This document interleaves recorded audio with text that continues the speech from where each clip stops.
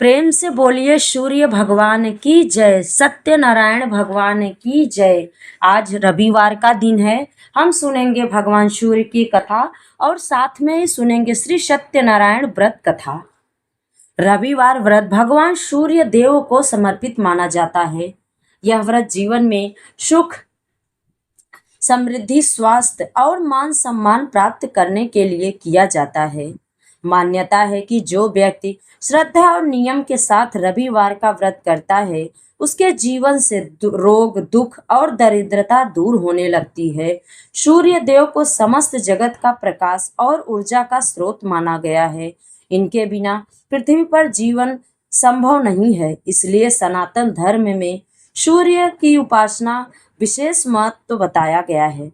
रविवार व्रत करने वाला व्यक्ति प्रातः काल उठकर ब्रह्म मुहूर्त में स्नान करके और स्वच्छ लाल या पीले वस्त्र धारण करता है।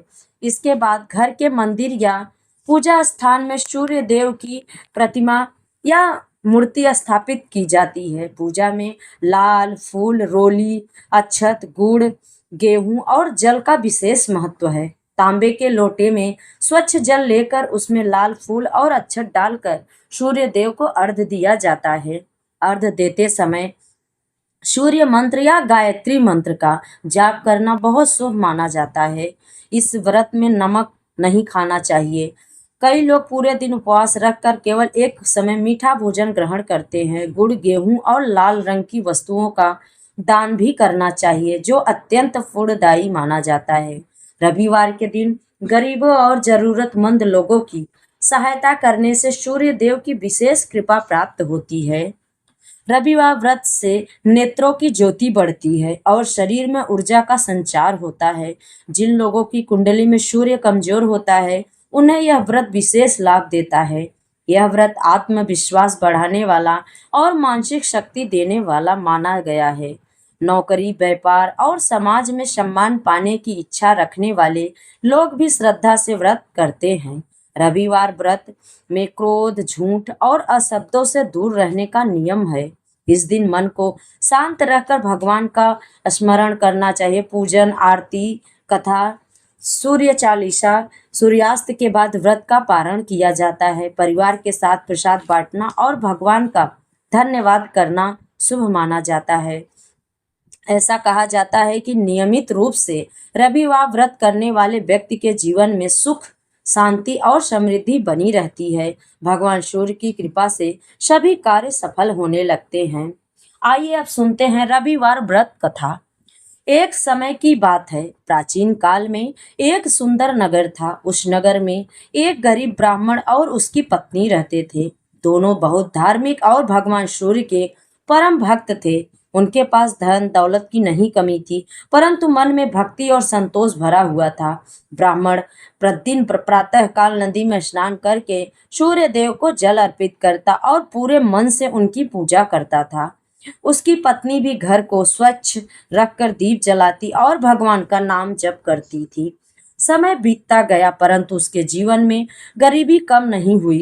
कई बार उन्हें भोजन तक नहीं मिलता था, फिर भी उन्होंने कभी भगवान की भक्ति करना नहीं छोड़ा। एक दिन ब्राह्मण की पत्नी ने बहुत दुखी होकर कहा कि हम इतने वर्षों से पूजा कर रहे हैं, फिर भी हमारे जीवन में सुख क्यों नहीं आता स्वामी। तब ब्राह्मण ने कहा कि भगवान अपने भक्तों की परीक्षा लेते हैं और एक दिन अवश्य कृपा करेंगे। उस रात ब्राह्मण को स्वप्न में तेज प्रकाश दिखाई दिया। उस प्रकाश के बीच सूर्य देव प्रकट हुए। उनके शरीर से हजारों सूर्यों जैसा तेज निकल रहा था। सूर्य देव ने कहा कि हे ब्राह्मण, तुमने सच्चे मन से मेरी आराधना की है, इसलिए मैं तुम्हें प्रसन्न हूँ। तुम रविवार का व्रत विधि पूर्वक करो और लोगों को भी इसका महत्व बताओ। इससे तुम्हारे सारे दुख दूर हो जाएंगे। प्रातःकाल ब्राह्मण की आंख खुली तो उसका मन आनंद से भर गया। उसने अपनी पत्नी को स्वप्न की सारी बात बताई। दोनों ने उसी दिन से रविवार व्रत आरंभ किया। वे प्रातः स्नान करके सूर्य देव को तांबे के लोटे से जल अर्पित करते और दिन भर भगवान का स्मरण करते। व्रत के दिन वे नमक नहीं खाते थे और गरीबों को गुड़ और गेहूं का दान देते थे। कुछ ही दिनों में उनके जीवन में परिवर्तन आने लगा। लोगों ने ब्राह्मण का सम्मान करना शुरू कर दिया। गांव के लोग उससे धार्मिक ज्ञान लेने लगे।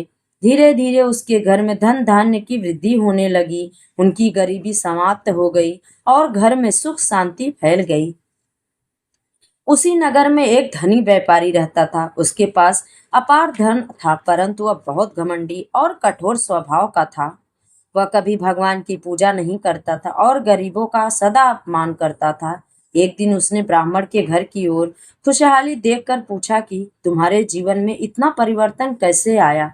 तब ब्राह्मण ने रविवार व्रत का महत्व बताया। व्यापारी ने उस व्रत का उपहास करते हुए कहा कि केवल व्रत करने से कोई अमीर नहीं बन सकता। उसने सूर्य देव की निंदा की और वहां से चला गया। कुछ समय बाद उसने व्यापार में भारी नुकसान होने लगा। उसके गोदाम में आग लग गई और उसका धन नष्ट हो गया।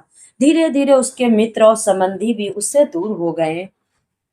दुखी होकर व्यापारी एक दिन उसी ब्राह्मण के पास आया और बोला कि मुझे क्षमा करें, मैंने आपके व्रत और भगवान का अपमान किया था। अब मुझे कोई उपाय बताइए। ब्राह्मण ने उसे रविवार व्रत करने और सच्चे मन से सूर्य देव की आराधना करने की सलाह दी। व्यापारी ने पूरी श्रद्धा से व्रत आरंभ किया। प्रातःकाल सूर्य देव को अर्घ्य देता और गरीबों को भोजन कराता और उसके मन का अहंकार धीरे धीरे समाप्त हो गया। कुछ महीनों बाद उसका व्यापार फिर से चलने लगा और घर में सुख लौट आया। तब उसे समझ आ गया कि भगवान की कृपा से ही जीवन में वास्तविक सुख प्राप्त होता है। उस नगर में एक बुढ़िया माई भी रहती थी। वह हर रविवार व्रत करती और सूर्य देव की कथा सुनती। उसके पास एक छोटी सी गाय थी जिससे उसका जीवन चलता था। एक दिन उसकी पड़ोसन ने ईर्ष्या के कारण उसकी गाय खोल दी। गाय जंगल में चली गई। वृद्धा बहुत दुखी हुई, पर उसने भगवान का नाम लेना नहीं छोड़ा। रविवार के दिन उसने भूखी रहकर भी सूर्य देव की पूजा की और प्रार्थना की, हे प्रभु मेरी सहायता करें। उसी रात एक चरवाहा उसकी गाय लेकर आया और बोला कि यह गाय जंगल में अकेली घूम रही थी। बुढ़िया माई ने सूर्य देव को धन्यवाद दिया और उनकी महिमा का गुणगान किया। धीरे धीरे पूरे नगर में रविवार व्रत की महिमा फैल गई। लोग श्रद्धा से सूर्य देव की पूजा करने लगे।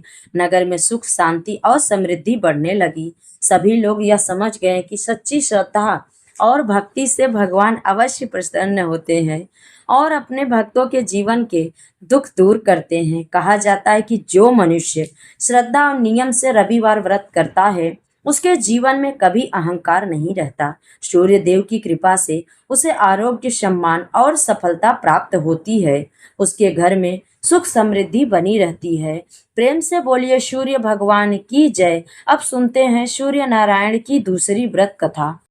प्राचीन काल में एक बुढ़िया थी। वह नियमित रूप से रविवार का व्रत करती थी। रविवार के दिन सूर्योदय से पूर्व उठकर बुढ़िया स्नान से निवृत्त होकर आंगन को गोबर से लीपकर स्वच्छ करती। उसके बाद सूर्य भगवान की पूजा करती। कथा सुनकर भगवान सूर्य को भोग लगाकर दिन में एक समय भोजन करती थी। उसी तरह रविवार का व्रत करती। सूर्य भगवान की कृपा से बुढ़िया को किसी प्रकार की चिंता और कष्ट नहीं था। उसका घर धन धान्य से भरा हुआ था।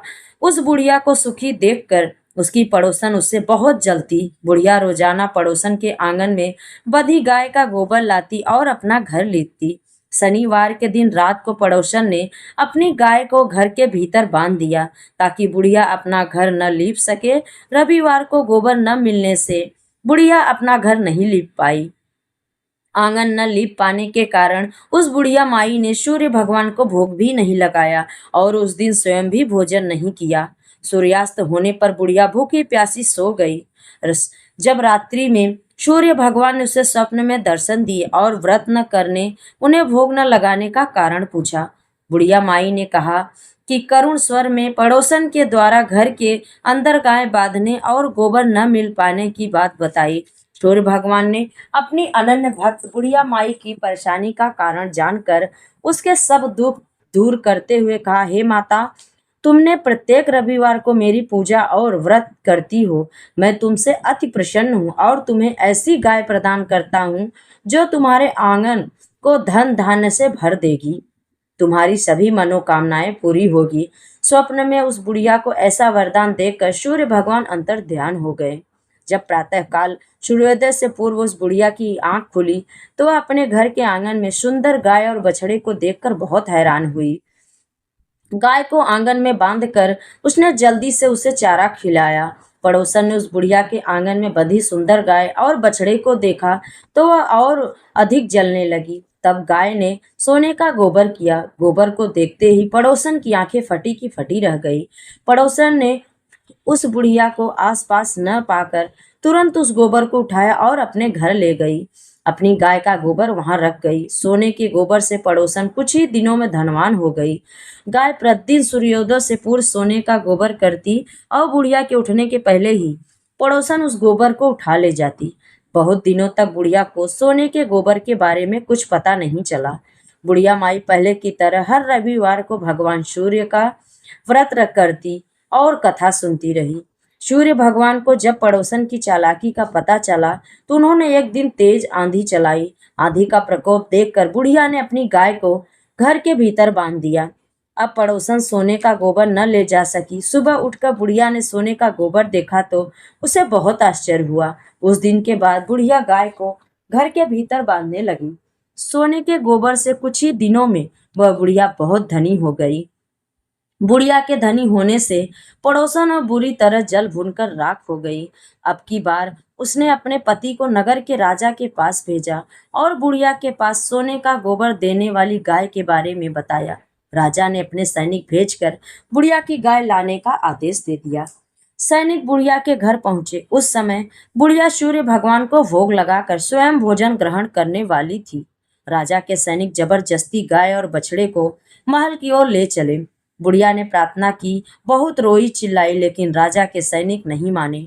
गाय और बछड़े के चले जाने से बुढ़िया को बहुत दुख हुआ। उस दिन उसने कुछ नहीं खाया और भूखी प्यासी सारी रात सूर्य भगवान से गाय और बछड़े को लौटाने के लिए प्रार्थना करती रही।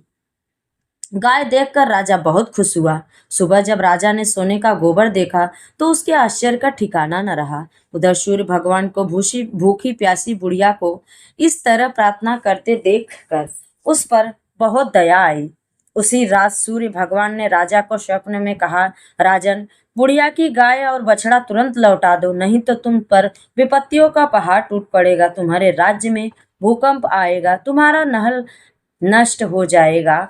सूर्य भगवान के स्वप्न से बुरी तरह भयभीत राजा ने प्रातः उठते ही गाय और बछड़ा बुढ़िया को लौटा दिया। राजा ने अपनी तरफ से भी बहुत सा धन देकर बुढ़िया से अपनी गलती के लिए क्षमा मांगी।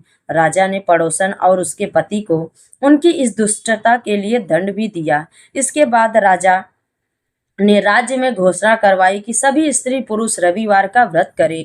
जनता ने भी ऐसा ही किया। रविवार का व्रत करने से सभी लोगों के घर धन धान्य से भर गए। चारों ओर खुशहाली छा गई। सभी लोगों के शारीरिक कष्ट दूर हो गए। निसंतान स्त्रियों की गोद भर गई और राज्य में सभी स्त्री पुरुष खुशी जीवन यापन करने लगे। प्रेम से बोलिए सूर्य भगवान की जय, सत्यनारायण भगवान की जय। अब सुनते हैं श्री सत्यनारायण की व्रत कथा। जो भी श्रद्धा प्रेम पूर्वक श्री सत्यनारायण की कथा सुनता है उसके जीवन में कभी भी दुख नहीं आता। तो प्रेम से बोलिए सत्यनारायण भगवान की जय।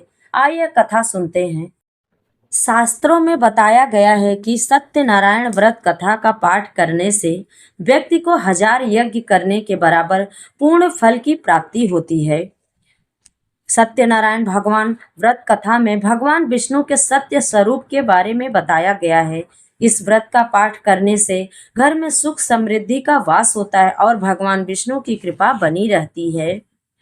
एक समय की बात है, नैमिषारण्य तीर्थ में सौनाकधिक 88,000 ऋषियों ने श्री सूत जी से पूछा, हे प्रभु, इस कलयुग में वेद विद्या रहित मनुष्यों को प्रभु किस तरह प्रकार मिल सकते हैं तथा उनका उद्धार कैसे होगा। हे मुनि श्रेष्ठ, कोई ऐसा तप बताइए जिससे थोड़े समय में ही पूर्ण मिले और मनवांछित फल भी मिले। इस प्रकार की कथा सुनने की हम इच्छा रखते हैं। सर्वशास्त्रों के गाता सूत जी बोले, हे वैष्णवों, में पूज्य आप सभी ने प्राणियों के हित की बात पूछी है, इसलिए मैं एक श्रेष्ठ व्रत को आप लोगों को बताऊंगा, जिसे नारद जी ने लक्ष्मी नारायण जी से पूछा था और लक्ष्मीपति ने मुनि श्रेष्ठ नारद जी से कहा था। आप सब इसे ध्यान पूर्वक सुनिए। एक समय की बात है, योगी राज नारद जी दूसरे के हित की इच्छा लिए अनेकों लोकों में घूमते घूमते मृत्यु लोकों में आ पहुंचे। वहां उन्होंने अनेक योनियों में जन्मे प्राय सभी मनुष्यों को अपने कर्मों द्वारा अनेकों दुखों से पीड़ित देखा। उनका दुख देख नारद जी सोचने लगे कि कैसा यत्न किया जाए जिसके करने से निश्चित रूप से मानव के दुखों का अंत हो जाए। इसी विचार में मनन करते हुए वह विष्णु लोक में गए। वहां वह देवों के इस नारायण की स्तुति करने लगे, जिनके हाथों में शंख चक्र गदा और पद्म थे, गले में वरमाला पहने हुए थे। स्तुति करते हुए नारद जी बोले, हे भगवान, आप अत्यंत शक्ति से संपन्न हैं, मन तथा वाणी भी आपको नहीं पा सकती। आपका यदि मध्य अंत नहीं है, निर्गुण स्वरूप सृष्टि के कारण भक्तों के दुख को दूर करने वाले हैं। आपको मेरा नमस्कार है। नारद जी की स्तुति सुन विष्णु भगवान बोले, मुनि श्रेष्ठ, आपके मन में क्या बात है? आप किस काम के लिए पधारे हैं? निसंकोच कहिए। इस पर नारद मुनि बोले कि मृत्यु लोक में अनेक योनियों में जन्मे मनुष्य अपने कर्मों के द्वारा अनेकों दुख से दुखी हो रहे हैं। हे नाथ, आप मुझ पर दया रखते हैं तो बताइए कि वे मनुष्य थोड़े प्रयास से ही अपने दुखों से कैसे छुटकारा पा सकते हैं। श्री नारायण बोले, हे नारद, मनुष्यों की भलाई के लिए तुमने बहुत अच्छी बात पूछी है। जिसके करने से मनुष्य मोह से छूट जाता है, वह बात मैं कहता हूँ, ध्यान पूर्वक सुनो। स्वर्ग लोक और मृत्यु लोक दोनों में एक दुर्बल उत्तम व्रत है जो पूर्ण देने वाला है। आज प्रेम वश होकर मैं उसे तुमसे कहता हूँ। श्री सत्यनारायण भगवान का यह व्रत अच्छी तरह विधान पूर्वक करके मनुष्य तुरंत ही यहाँ सुख भोग कर मरने पर मोक्ष पाता है। श्री हरि के वचन सुनकर नारद जी बोले कि इस व्रत का फल क्या है और इसका विधान क्या है? यह व्रत किसने किया था और इस व्रत को किस दिन करना चाहिए? सभी कुछ विस्तार से बताइए। नारद जी की बात सुनकर श्री हरि बोले, दुख और शोक को दूर करने वाला, यह सभी स्थानों पर विजय दिलाने वाला, मानव को भक्ति और श्रद्धा के साथ शाम को श्री सत्यनारायण की पूजा धर्म परायण होकर ब्राह्मणों और बंधुओं के साथ करनी चाहिए। भक्ति भाव से ही नैवेद्य केले का फल, घी, दूध और गेहूं का आटा सवाई ले। गेहूं के साथ पर साठी का आटा, शक्कर, गुड़ लेकर वह सभी भक्षण योग्य पदार्थों को मिलाकर भगवान का भोग लगाएं। ब्राह्मणों सहित बंधु बांधवों को भी भोजन कराएं, उसके बाद स्वयं भोजन करें। भजन कीर्तन के साथ भगवान की भक्ति में लीन हो जाए। इस तरह से सत्यनारायण भगवान का व्रत करने पर मनुष्य की सारी इच्छाएं निश्चित रूप से पूरी होती है। इस कलिकाल अर्थात कलयुग में मृत्यु लोक में मोक्ष का यही एक सरल उपाय बताया गया है। सत्यनारायण भगवान की व्रत कथा का दूसरा अध्याय। सूत जी बोले, ऋषियों, जिसने पहले समय में इस व्रत को किया था उसका इतिहास कहता हूँ, ध्यान से सुनो। सुंदर काशीपुरी नगरी में एक अत्यंत निर्धन ब्राह्मण था। भूख प्यास से परेशान वह धरती पर घूमता रहा। ब्राह्मणों से प्रेम करने वाले भगवान ने एक दिन ब्राह्मण का वेश धारण कर उसके पास जाकर पूछा, हे विप्र, नित्य दुखी होकर तुम पृथ्वी पर क्यों घूमते हो? दीन ब्राह्मण बोला, मैं निर्धन ब्राह्मण हूँ, भिक्षा के लिए धरती पर घूमता हूँ। हे भगवान, यदि आप इसका कोई उपाय जानते हो तो बताइए। वृद्ध ब्राह्मण कहता है कि सत्यनारायण भगवान मनोवांछित फल देने वाले हैं, इसलिए तुम उनका पूजन करो। इसे करने से मनुष्य सभी दुखों से मुक्ति हो जाता है। वृद्ध ब्राह्मण बनकर आए सत्यनारायण भगवान उस निर्धन ब्राह्मण को व्रत का सारा विधान बताकर अंतर ध्यान हो गए। ब्राह्मण मन ही मन सोचने लगा कि जिस व्रत को वृद्ध ब्राह्मण करने को कह गया है, मैं उसे जरूर करूंगा। यह निश्चित करने के बाद उसे रात में नींद नहीं आई। वह सवेरे उठकर सत्यनारायण भगवान के व्रत का निश्चय कर भिक्षा के लिए चला गया। उस दिन निर्धन ब्राह्मण को भिक्षा में बहुत से धन मिला, जिससे उसे बंधु बांधवों के साथ मिलकर श्री सत्यनारायण भगवान का व्रत संपन्न किया। भगवान सत्यनारायण का व्रत संपन्न करने के बाद वह निर्धन ब्राह्मण सभी दुखों से छूट गया और अनेक प्रकार की संपत्तियों से युक्त हो गया। उसी समय से यह ब्राह्मण हर माह इस व्रत को करने लगा। इस व्रत से सत्यनारायण भगवान के व्रत को जो मनुष्य करेगा वह सभी प्रकार के पापों से छूटकर मोक्ष को प्राप्त होगा। जो मनुष्य इस व्रत को करेगा वह सभी दुखों से मुक्त हो जाएगा। सूत जी बोले कि इस तरह से नारद जी से जी का कहा हुआ श्री सत्यनारायण व्रत को मैंने तुमसे कहा। हे विप्रो, मैं अब और एक कथा कहता हूँ।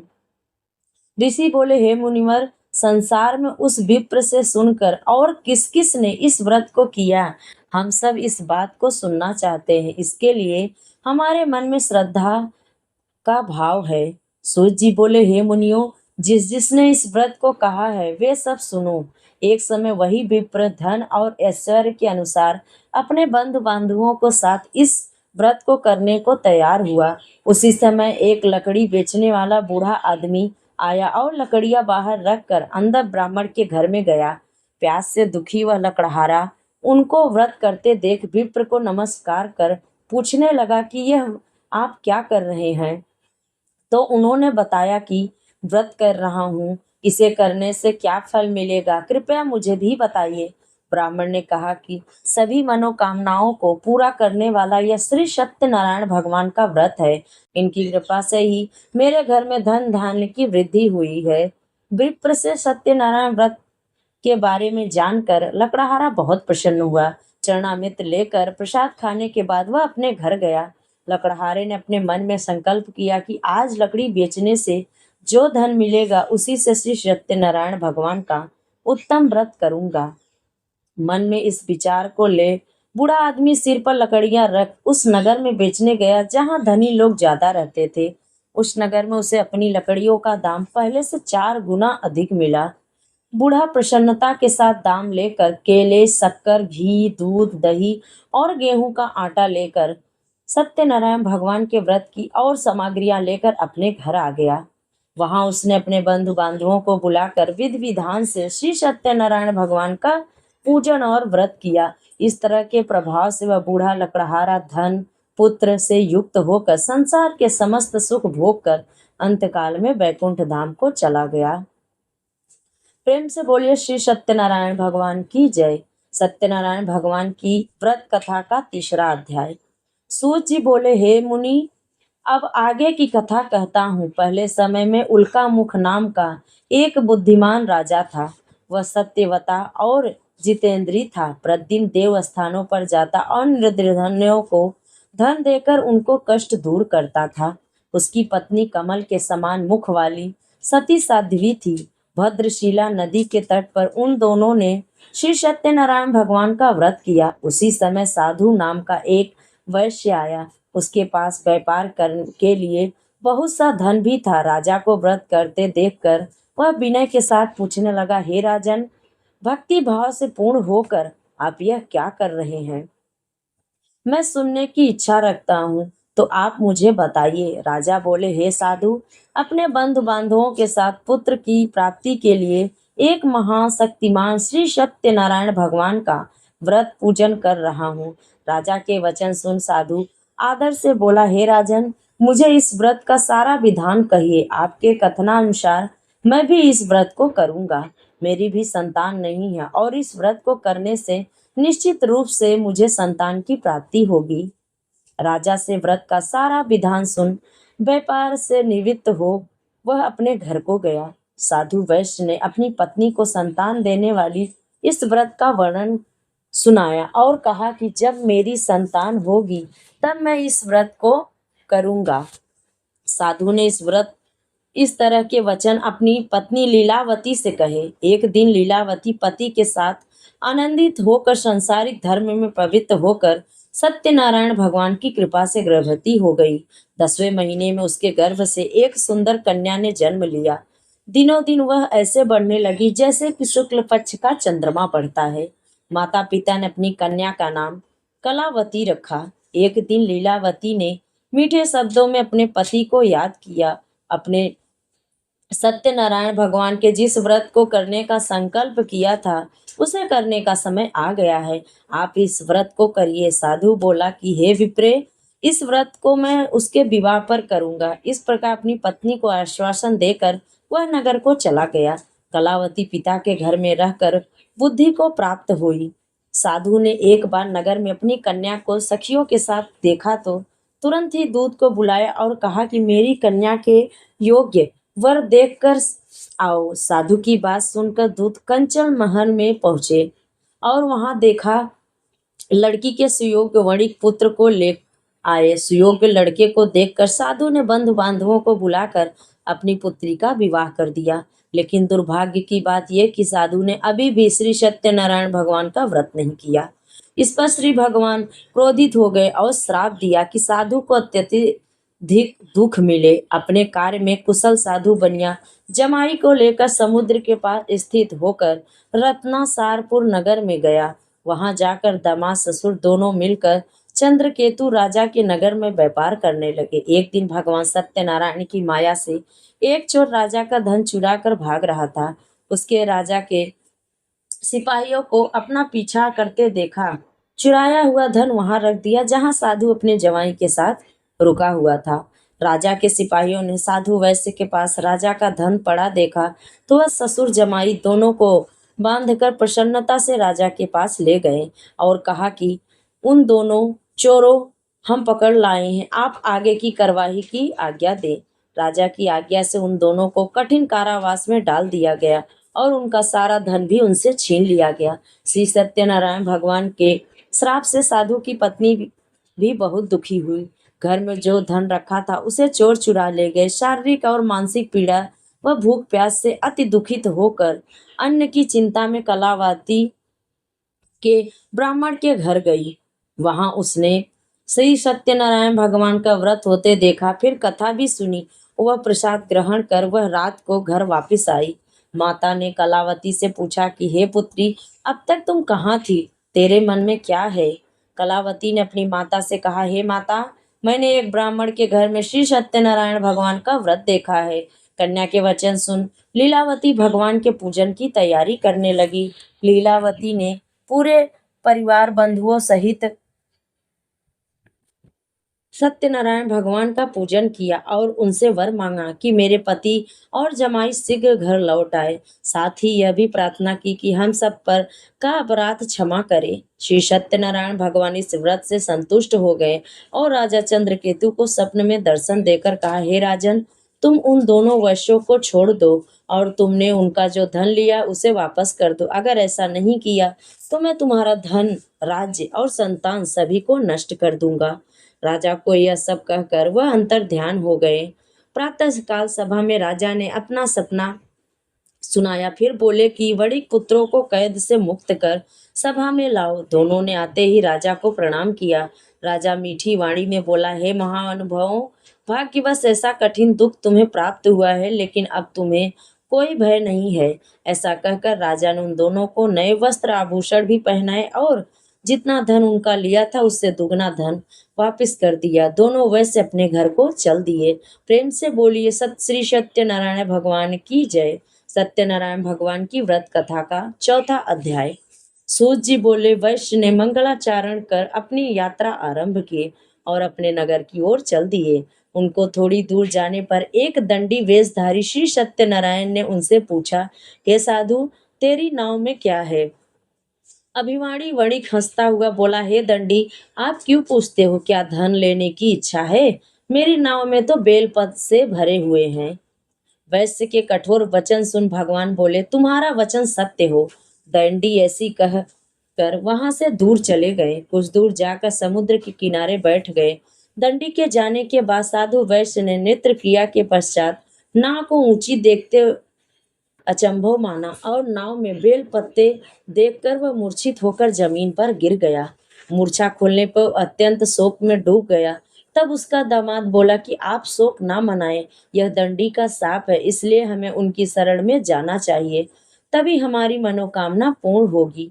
दामाद की बात सुनकर वह दंडी के पास पहुंचा और अत्यंत भक्ति भाव नमस्कार करके बोला, मैंने आपसे जो जो असत्य वचन कहे थे उनके लिए मुझे क्षमा कर दे। ऐसा कहकर महान शोकातुर हो रोने लगा। तब दंडी भगवान बोले, हे वणिक पुत्र, मेरी आज्ञा से बार बार तुम्हें दुख प्राप्त हुआ है, तू मेरी पूजा से विमुख हुआ है। साधु बोला, हे भगवान, आपकी माया से ब्रह्मा देवता भी आपके रूप को नहीं जानते, तब मैं अज्ञानी कैसे जान सकता हूँ। आप प्रसन्न होइए, अब मैं सामर्थ्य के अनुसार आपकी पूजा करूंगा।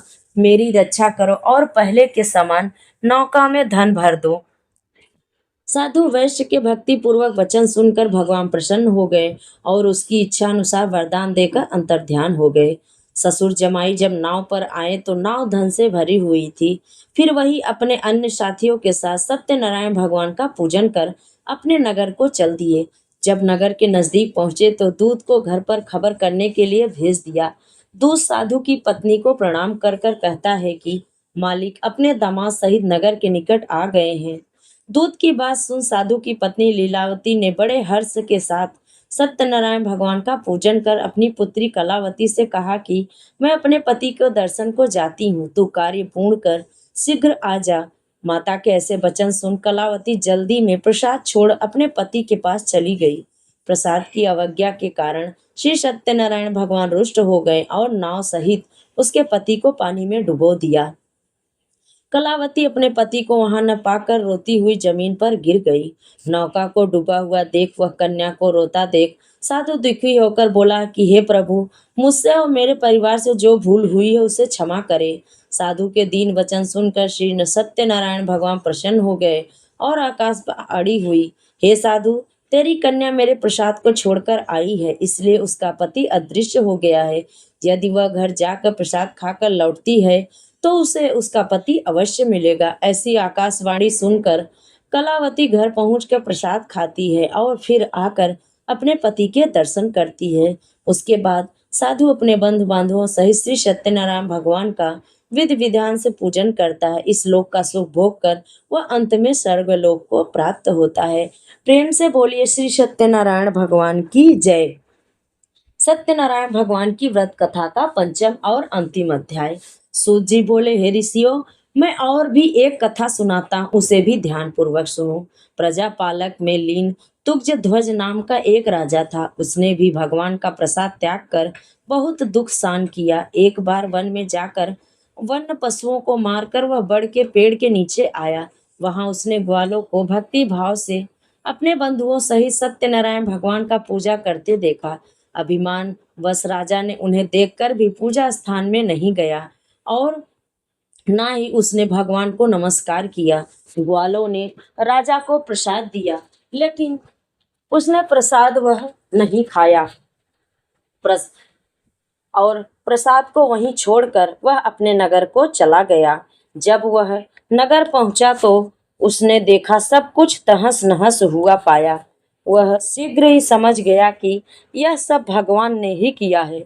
वह दोबारा ग्वालों के पास पहुंचा और विधि विधिपूर्वक पूजा करके प्रसाद खाया तो श्री सत्यनारायण भगवान की कृपा से सब कुछ पहले जैसा हो गया। दीर्घकाल तक सुख भोगने के बाद मरने के बाद उसे स्वर्गलोक की प्राप्ति हुई। जो मनुष्य परम दुर्लभ इस व्रत को करेगा तो भगवान श्री सत्यनारायण की कृपा से उसे धन धान्य की प्राप्ति होगी, निर्धन धनी हो जाता है और भय युक्त हो जीवन जीता है। संतानहीन मनुष्य को संतान सुख मिलता है और सारे मनोरथ पूर्ण होने पर मानव अंत काल में बैकुंठ धाम को जाता है। सूत जी बोले, जिन्होंने पहले इस व्रत को किया अब उनको दूसरे जन्म की कथा कहता हूँ। वृद्ध शांतानंद ब्राह्मण ने सुदामा का जन्म लेकर मोक्ष की प्राप्ति की। लकड़हारे ने अगले जन्म में निषाद बनकर मोक्ष प्राप्त किया। उल्का मुख नाम का राजा दशरथ होकर बैकुंठ को गए। साधु नाम के वैश्य ने मोर ध्वज बनकर अपने पुत्र को आरे से चीरकर मोक्ष पाया। महाराज तुक्ष ध्वज ने स्वयंभू होकर भगवान में भक्ति युक्त हो कर्म को मोक्ष पाया। तो प्रेम से बोलिए श्री सत्यनारायण भगवान की जय। तो यह थी आज रविवार व्रत की कथा और श्री सत्यनारायण की कथा। प्रेम से बोलिए सूर्य भगवान की जय, श्री सत्यनारायण भगवान की जय। आप सभी को कथा अच्छी लगे तो लाइक शेयर और चैनल को सब्सक्राइब जरूर करें। कमेंट में जय सूर्य भगवान और जय श्री सत्यनारायण भगवान की जय जरूर लिखे। जय श्री हरि।